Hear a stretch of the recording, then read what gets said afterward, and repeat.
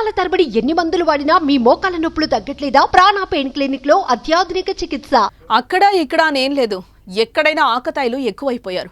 చిల్లర చేష్టలతో ప్రజలను విసిగిస్తున్నారు. రహదారుల్లో వీరి ఆగడాలు పెరిగిపోతున్నాయి. ముఖ్యంగా సోషల్ మీడియా పిచ్చితో అడ్డు అదుపు లేకుండా వేస్తున్న వేషాలు మితిమీరుతున్నాయి. రీల్స్ కోసం రద్దీగా ఉండే రహదారుల్లో చేసే బైక్ రేస్లు వాహనదారులను ప్రమాదంలోకి నెట్టేస్తున్నాయి. ఇప్పటికే ఎంతో మంది బైక్ రేస్లకు పాల్పడి ప్రాణాలు తీసుకున్నారు, ప్రాణాల మీదకు తెచ్చుకున్నారు.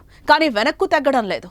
తాజాగా బెంగళూరులో యువకుడు ప్రమాదకరంగా బైక్ నడిపి వాహనదారులను భయభ్రాంతులకు గురి చేశాడు. అయితే వారు వెంటనే గట్టిగా బుద్ధి చెప్పారు.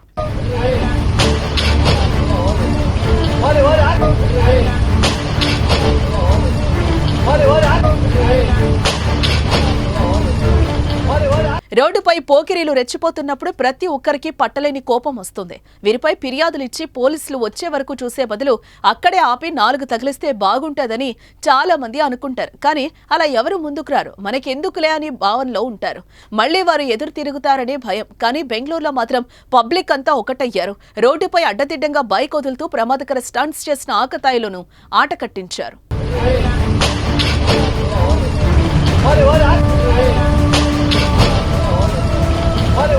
బెంగళూరు తుముకూరు నేషనల్ హైవేపై కొందరు యువకులు రీల్స్ కోసం స్కూటీతో స్టంట్స్ చేస్తూ ప్రమాదకరంగా నడిపారు.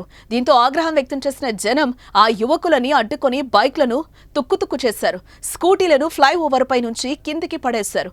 అంతా ఏకమై వారికి కాస్త గట్టిగానే బుద్ధి చెప్పారు. ప్రస్తుతం ఈ దృశ్యాలు సోషల్ మీడియాలో వైరల్ అవుతున్నాయి.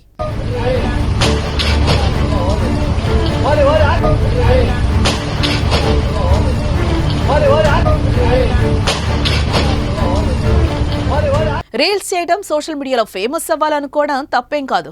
దీనిని ఎవరు వద్దనే చెప్పే హక్కు కూడా లేదు. కానీ వాటిని చేసే ప్రదేశం ఇతరులకెదురయ్యే ఇబ్బందులను దృష్టిలో పెట్టుకుని ప్రవర్తించాలి కదా. అంతేగాని ఎవడు పడితే వాడు రోడ్డు మీదకొచ్చి లైక్స్ కోసం పిచ్చి పిచ్చి వేషాలు వేస్తామంటే కుదరదు కదా. జనాలకు ఇబ్బంది కలిగించే ప్రతి ఒక్కరికి ఇలానే బుద్ధి చెప్పాలి.